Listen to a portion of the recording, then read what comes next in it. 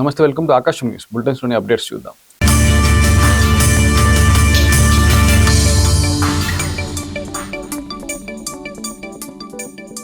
కర్నూలు జిల్లా వెల్దుర్తిలో వింత ఘటన చోటు చేసుకుంది. పోలీస్ స్టేషన్ ఎదురుగా మెయిన్ రోడ్డుపై ఓ పందిపిల్ల గోమాత చెంతకు చేరి పాలు తాగుతూ ఆకలి తీర్చుకుంది. పందిపిల్ల పాలు తాగుతున్న గోవు ఎలాంటి అభ్యంతరం చెప్పకుండా దానికి పాలు అందించింది.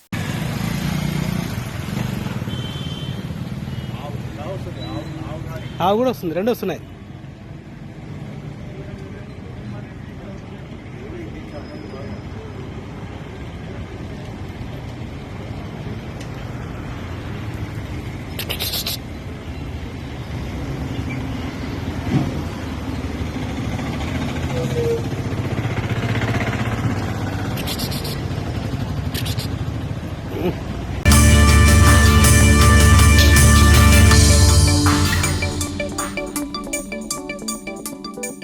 జెన్జీని తక్కువ అంచనా వేయొద్దని సీఎం రేవంత్ రెడ్డికు హరీష్ రావు హెచ్చరించారు. ఢిల్లీలో జెన్జీ పోరాటంతోనే ధర్మేంద్ర ప్రధాన్ రాజీనామా చేయాల్సి వచ్చిందని అన్నారు. ఇవాళ రేవంత్ రెడ్డి పాలిటెక్నిక్ విద్యార్థుల జీవితాలతో చెలగాటమాడుతున్నాడు. ఇది ఒక మాసప్ ట్యాంక్ పోరాటం కాదు, ఇది ఒక కాలేజీ పోరాటం కాదు, 1,00,000 మంది విద్యార్థుల పోరాటం అనే విషయాన్ని రేవంత్ రెడ్డి గుర్తుపెట్టుకోవాలి. మొన్న ఢిల్లీలో చూసాం, నీట్ ప్రశ్నపత్రం లీక్ అయితే జెన్జీ ఉద్యమాన్ని ఢిల్లీ వీధుల్లో మనం చూసాం. ఆ జెన్జీ పోరాటంతో ధర్మేంద్ర ప్రధాన్ రాజీనామా చేయాల్సి వచ్చింది. ప్రభుత్వం వెనక్కు తగ్గాల్సిన పరిస్థితి ఏర్పడ్డది. ఢిల్లీ జెన్జీ చూసాం, ఇప్పుడు తెలంగాణలో 1,00,000 మంది జెన్జీ పాలిటెక్నిక్ విద్యార్థుల పోరాటం చూస్తున్నాం. గత 20 రోజులుగా ఈ జెన్జీ విద్యార్థులు, ఈ పాలిటెక్నిక్ విద్యార్థులు 20 రోజుల నుంచి జీవో 97 రద్దు చేయాలని మీరంతా కూడా పోరాటం చేస్తున్నారు. మీ పోరాటానికి నా సెల్యూట్. ఈ మధ్య 2 వీడియోలు చూశాను. మహబూబాబాద్ లో ఒక విద్యార్థి పోరాటం చేస్తుంటే ఒక సిఐ అతని గొంతు బట్టి బిసుకుతా ఉన్నాడు. నేను అడుగుతున్నా, రేవంత్ రెడ్డి, ఈ విద్యార్థులు ఏమైనా టెర్రరిస్ట్లా? ఆ విద్యార్థులను గొంతు పెట్టి బిసుకుతా ఉన్నావు నువ్వు. మొన్నెక్కడో ఒక పోలీస్ అధికారి ఒక పాలిటెక్నిక్ అబ్బాయిని సూర్యాపేటలో అరెస్ట్ చేస్తే పాలిటెక్నిక్ అమ్మాయిలంతా పోయి చుట్టుముట్టి ఆ అబ్బాయిని విడిపించి తీసుకొచ్చిన వీడియో కూడా మనం చూసాం. రేవంత్ రెడ్డి, జెన్జీని తక్కువ అంచనా వేయకు. నరేంద్ర మోడీని, కేంద్ర ప్రభుత్వాన్ని గడగడలాడించింది ఈ తరం జెన్జీ. నువ్వెంత రేవంత్ రెడ్డి? మా 1,00,000 మంది పాలిటెక్నిక్ విద్యార్థులు ఒక్కటై కదిలితే నువ్వు సెక్రటరియట్లో అడుగు పెడతావా? గుర్తుపెట్టుకో, ఇది మున్పటి జెన్జీ కాదు. ఏదో రీల్స్ చేసి, రీల్ పోస్ట్ చేసి మర్చిపోయే జెన్జీ కాదు. రీల్ పోస్ట్ చేసి ఊరుకునే జెన్జీ కాదు. అవసరమైతే రోడ్ల మీదకి వచ్చి తమ భవిష్యత్తును కాపాడుకునే జెన్జీ ఈ తరం జెన్జీ. అది గుర్తుపెట్టుకో రేవంత్ రెడ్డి. నువ్వేదో ఈ జెన్జీ ఇవాళ రీల్ చూస్తారు మర్చిపోతారు, రీల్ పెడతారు మర్చిపోతారు అనుకుంటున్నావేమో. ఢిల్లీలో జెన్జీ ఏం చేసిందో చూసినావు కదా. నేను నీకు చెప్తా ఉన్నా, సెప్టెంబర్ 7వ తారీఖు అసెంబ్లీ స్టార్ట్ కాబోతా ఉంది. అసెంబ్లీ స్టార్ట్ అయ్యే లోపు జీవో 97 రద్దు చేయాల్సిందే అని చెప్పి మేము డిమాండ్ చేస్తా ఉన్నాం. లేదంటే ఈ 1,00,000 మంది విద్యార్థుల గొంతుకగా, మీ పూర్వ విద్యార్థిగా రేపు అసెంబ్లీలో మీ పక్షాన గలం విప్పుతాం, పోరాడతామని చెప్పి కూడా ఈ సందర్భంగానే మనవి చేస్తా ఉన్నా.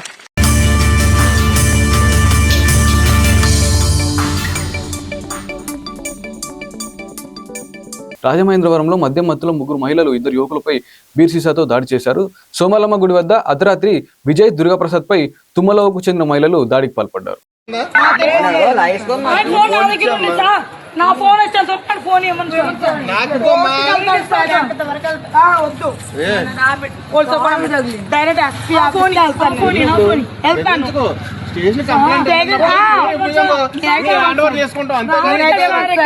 ఇప్పుడు వీళ్ళకి ఇది వీళ్ళకి సంబంధించిన విషయం, వీళ్ళకి సంబంధించిన విషయం. వీళ్ళ దగ్గరకు వచ్చిన వాళ్ళకి మేము రాలేదు సార్, రోడ్ సైడ్ వస్తున్నాం, మేము బండి తీసుకున్నాం. మా దగ్గర మొత్తం హ్యాండ్ అంతా మొత్తం సీసీ ఫోటోస్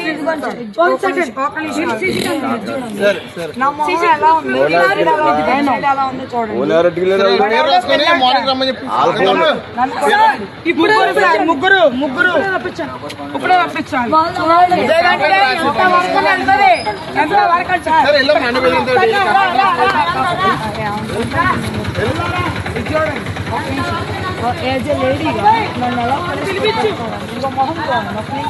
ఏమ్మా మిమ్మల్ని కొడుతుంటే ఎవరు కాపాడారు? ఎవరు కాపాడారు? ఎవరు వాళ్ళు ఎవరు కాదు. మిమ్మల్ని కొడుతుంటండి ఎవరు కాపాడారు? మిమ్మల్ని కొడుతుంటే ఎవరు కాపాడారు? మిమ్మల్ని కొడుతుంటే నేనే కదా కాపాడాను. మిమ్మల్ని కాపాడింది ఎవరు? నేనే కదా కాపాడాను. వాళ్ళు కొడుతుంటే నేనే కదా కాపాడాను. నేను రెస్పాన్సిబుల్ అంటే నా సెల్లాలు కట్టుకెళ్ళిపోతారమ్మా. మిమ్మల్ని కొడుతుంటే నేను ఆఫ్ చేసి నేను చూసుకుంటున్నాను. ఎందుకు షూటింగ్ మీకు ఆల్రెడీ వాడు పర్సన్ తెలిసింటాడు కదా, ఎందుకు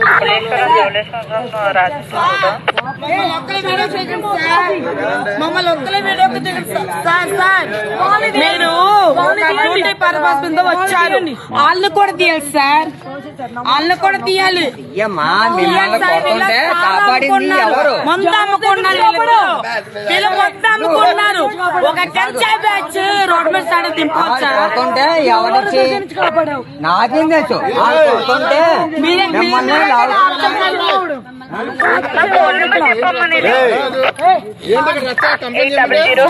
ఇక్కడ కూడా ఏంటి వంటానమ్మా వంటాను మెయిన్ రోడ్ లో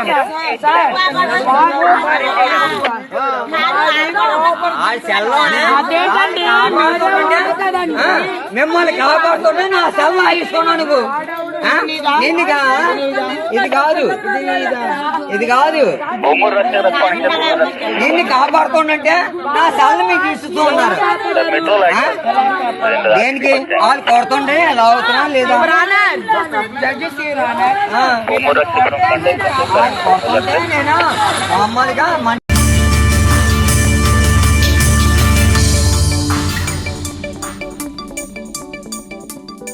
హైదరాబాద్ విజయవాడ హైవేపై ఘోర బస్సు ప్రమాదం జరిగింది. కోదాడ సమీపంలో కంటైనర్ డీసీఎం ను ప్రైవేట్ బస్సు ఢీకొట్టింది. ఈ ప్రమాదంలో 5గురు మృతి చెందగా మరో 20 మందికి తీవ్ర గాయాలయ్యాయి.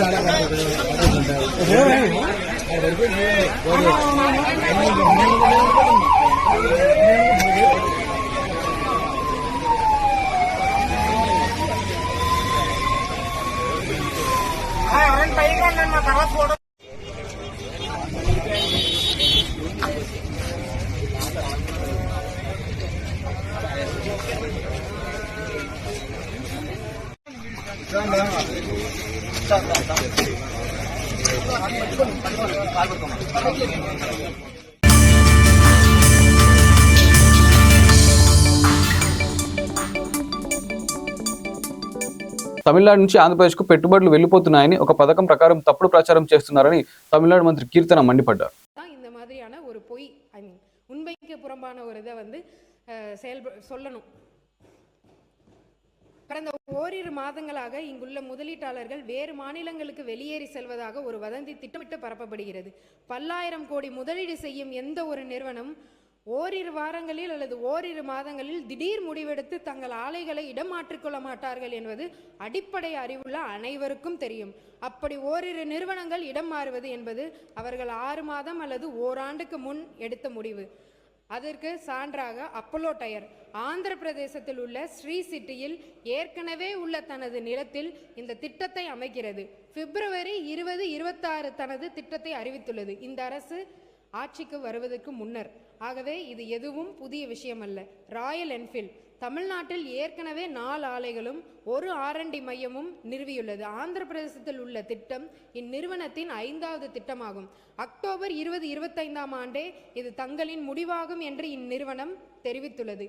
இதற்கு பின்னர் செய்யாறு பகுதியில் தனது 4வது ஆலையை இந்நிறுவனம் தொடங்கியுள்ளது. இது நம் மீது அந்த நிறுவனம் கொண்டுள்ள நம்பிக்கையின் வெளிப்பாடாகும். அதானி கிரீன் நிறுவனத்தின் 24,500 கோடி 4000 வேலைவாய்ப்புகள் கொண்ட பம்ப்டு ஹைட்ரோ திட்டம் தமிழ்நாட்டிலேயே தொடர்கிறது. இதனை நிறுவுவதற்கான பணிகள் தொடர்ந்து மேற்கொள்ளப்பட்டு வருகிறது. வேலூர் மாவட்டம் அல்லேரி பகுதியில் டான்ஜெட்கோ முதற்கட்ட EOயை வெளியிட்டுள்ளது. இதன் சாத்தியக்கூறு ஆய்வுகள் மற்றும் பொறியியல் பணிகள் மேற்கொள்ளப்பட்டு வருகின்றன. இந்நிறுவனத்தின் 2ஆம் கட்டம் திருநெல்வேலியில் திட்டமிடப்பட்டுள்ளது. ரிலையன்ஸ் சோலார் அண்ட் பேட்டரி திட்டம் இதுவரையில் எந்த மாநிலத்துடனும் புரிந்துணர்வு ஒப்பந்தம் மேற்கொள்ளப்படவில்லை. நிறுவனத்திடமிருந்து கிடைத்த தகவல்களின்படி இதுவரை இறுதி முடிவு எதுவும் எடுக்கப்படவில்லை. அதே வேளையில் தமிழ்நாட்டுடன் மேற்கொள்ளப்பட்டுள்ள புரிந்துணர்வு ஒப்பந்தம் 11,760 கோடி மற்றும் 7,000 நேரடி மற்றும் சுமார் 43 மறைமுக வேலைவாய்ப்புகள் திட்டத்திற்கான பணி நடைபெற்று வருகிறது. இத்திட்டத்திற்கான நிலம் கையகப்படுத்தும் பணிகள் மேற்கொள்ளப்பட்டு வருகிறது. கூகுள் தரவு மையம் தொடக்கம் முதலே இந்நிறுவனத்தின் தேர்வு ஆந்திர பிரதேசம் என்றுதான் இருந்து வந்துள்ளது. தமிழ்நாடு போட்டியே இல்லை. தமிழ்நாடு முதல் 100 நாட்களிலேயே 26,417 கோடி முதலீடுகள் அளவிற்கான உறுதி.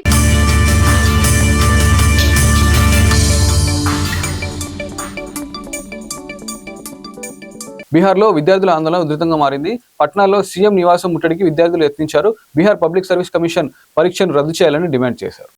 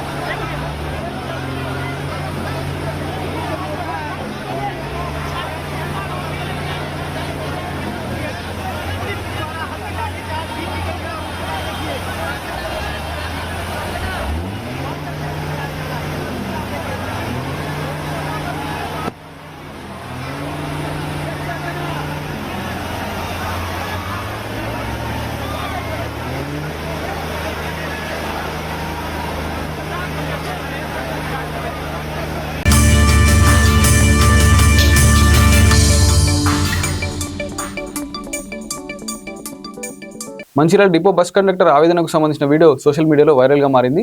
బస్సులో 80 మంది ప్రయాణికులు ఉంటే అందులో 2 పురుషులు ఉన్నారని కండక్టర్ చెప్తున్నారు. బస్ నెంబర్ వచ్చేసి 0036 దేవపూర్ నుంచి వస్తున్నాం. మా బస్సులో దాదాపు 80 మంది దాకా ఉంటారు. మొత్తం లేడీసే ఉన్నారు. మన డిపార్ట్మెంట్ ఏమో డబ్బులే అని కండక్టర్ని వేధింపులకు గురి చేస్తున్నారు. ఎక్కడి నుంచి తీసుకొస్తారు చెప్పండి. అమ్మా మొగలో ఉంటే చేయలేకుండా ఉన్నారా? మొగలోనా ఒక్కని 80 మందిలో నువ్వు కూడా తాత ఆయన మొగాడే. ఈ 2 మొగోళ్ళు 80 మంది కండక్టర్లకు వేధింపులకు గురేసి నగదు డబ్బులు తెమ్మంటే ఎక్కడి నుంచి చెప్తారు చెప్పండి. ఈ మహిళలకు పెట్టింది గవర్నమెంట్, మహిళలకు పెట్టింది బస్సు. ఆ కండక్టర్ నిజాయితీగా నౌకరీ చేస్తుండ్రు, కానీ కండక్టర్ ని వేధింపులకు గురి చేస్తుండ్రు.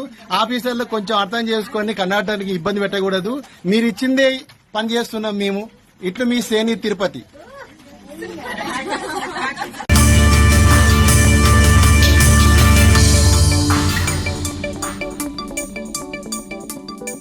మేడ్చల్లో గంజాయి మత్తులో యువకులు వీరంగం సృష్టించారు. పేట్ బషీర్బాద్ పోలీస్ స్టేషన్ పరిధిలో భాగ్యలక్ష్మి కాలనీలో జరిగిన ఘటన సీసీటీవీలో రికార్డ్ అయింది. ర్యాపిడో డ్రైవర్ ఆకాష్ను అడ్డుకొని గంజాయి కావాలని అడిగిన 10 మంది యువకులు తన వద్ద లేదని చెప్పడంతో బీర్ సీసాలతో దాడి చేశారు.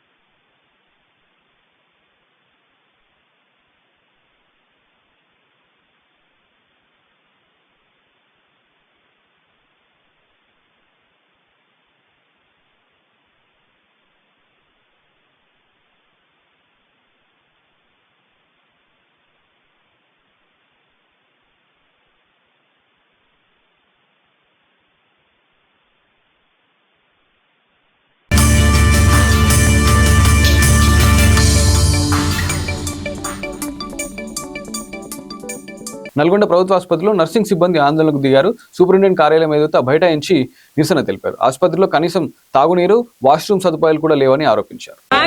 అందరికీ నమస్కారం అండి. నేను ఈ జీజీహెచ్ నల్గొండలో గత 4 సంవత్సరాలుగా పనిచేస్తున్నాను. ఇక్కడ చాలా ప్రాబ్లమ్స్ ఫేస్ చేస్తున్నారు నర్సింగ్ ఆఫీసర్స్. బేసిక్ చాలా ఎక్కువగా ఫీమేల్ నర్సింగ్ ఆఫీసర్స్, దాదాపు 80% ఫీమేల్ నర్సింగ్ ఆఫీసర్స్ ఇక్కడ పనిచేయడం జరుగుతుంది. వీళ్ళకి కనీస బేసిక్ నీడ్స్ ప్రొవైడ్ చేయడంలో అడ్మినిస్ట్రేషన్ విపరీతం ఫెయిల్యూర్కి గురైంది.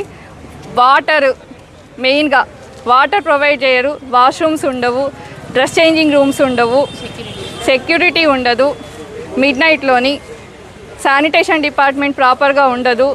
అన్నిటికీ రెస్పాన్సిబిలిటీ మళ్ళీ నర్సింగ్ ఆఫీసర్స్ పైనే. ఆ కారణాలను చూపిస్తూ ఈ నెలలోని 14 మందికి ఫీమేల్ నర్సింగ్ ఆఫీసర్స్కి మెమోలు ఇవ్వడం చాలా దారుణకరమైన విషయము. ప్రధానంగా మా deputy medical superintendent doctor Nagesh sir చాలా నర్సింగ్ ఆఫీసర్స్ పైన చాలా కక్కసు వెళ్ళగక్కుతున్నారు.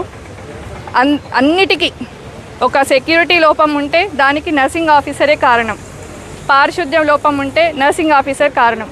అన్నిటికీ నర్సింగ్ ఆఫీసర్స్ని కారణంగా చూపించి వాళ్ళకు మెమోలు ఇచ్చి వాళ్ళని తీవ్రమైన మానసిక క్షోభకు గురిచేస్తున్నారు.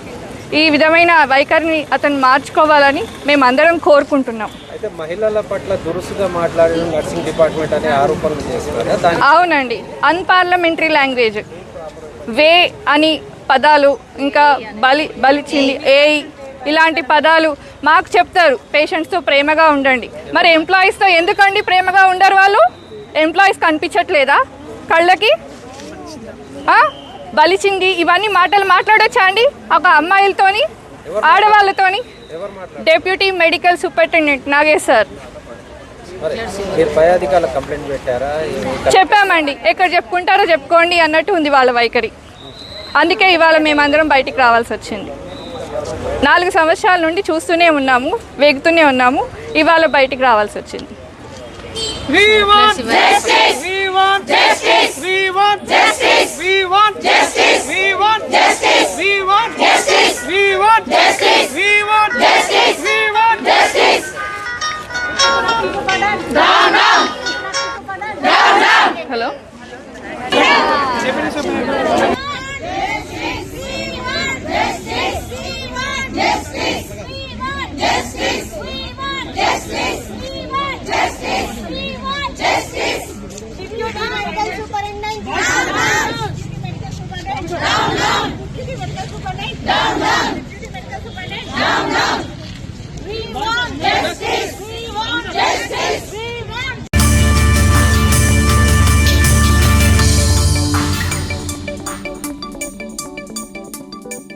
ఎన్నికలను ఆషామాషిగా తీసుకోవద్దని వైఎస్ జగన్ పార్టీ శ్రేణులకు పిలుపునిచ్చారు. కార్యకర్తల కోసం నిలబడాలని సూచించారు. ఎన్నికలు ఫ్రీగా ఫెయిర్గా జరిగితే చంద్రబాబు ఇంటిబాట పడతారని వ్యాఖ్యానించారు. ఇలాంటి పాలనకు మన పాలనకు మధ్య ఈరోజు ప్రతి ఇంట్లో చర్చ జరుగుతూ ఉన్న నేపథ్యంలో ఈ ఎన్నికలు జరుగుతూ ఉన్నాయి. సో ప్రజల మన వైపు ఉన్నారు. ఫ్రీగా ఫెయిర్గా ఎన్నికలు జరిగితే 2.5 సంవత్సరానికే చంద్రబాబు నాయుడు గారిని ప్రజలు ఇంటికి పంపించే విధంగా ప్రజలు మ్యాండేట్ ఇచ్చే ఎన్నికలు కాబోతాయి. కానీ మనందరికీ తెలిసిన ఎక్స్పీరియన్సే, మనందరికీ తెలిసిన విషయాలే. చంద్రబాబు నాయుడు ఫ్రీగా ఫెయిర్గా ఎన్నికలు జరగనివ్వడు అని చెప్పి, ఇవన్నీ మనందరికీ తెలిసిన విషయాలే. మొన్ననే మనం చూసినాం, ఉప ఎన్నికలు జరిగినప్పుడు ఎంపీటీసీ ఎంపీపీల ఎన్నికలు కానీ, మున్సిపాలిటీలు కానీ, జెడ్పీ చైర్మన్లు కానీ మన కళ్ళ ఎదుటే మనం అంతా చూసాం. మేయర్లు కానీ బలవంతంగా ఏ మాదిరిగా అధికార దుర్వినియోగం చేసి చంద్రబాబు నాయుడు గారు ఏ రకంగా దౌర్జన్యం చేసి, ప్రలోభాలు పెట్టి దౌర్జన్యం చేసి ఏ రకంగా ఎన్నికలు రిగ్ చేసే కార్యక్రమం చేస్తాడో మనం అంతా కూడా చూసాం. ఇలాంటి పరిస్థితుల్లో ఎన్నికలు జరుగుతూ ఉన్నాయి.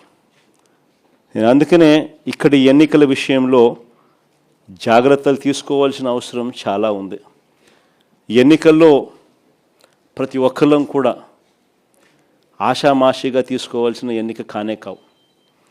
ఎక్కడైనా ఏ కాన్స్టిట్యున్సీలో అయినా కూడా ప్రతి ఒక్కరూ గుర్తుపెట్టుకోవాల్సింది ఏంటంటే, కార్యకర్తల కోసం మనం నిలబడే ఎన్నిక ఈ ఎన్నికలు అనేది ప్రతి ఒక్కరూ గుర్తుపెట్టుకోవాలి.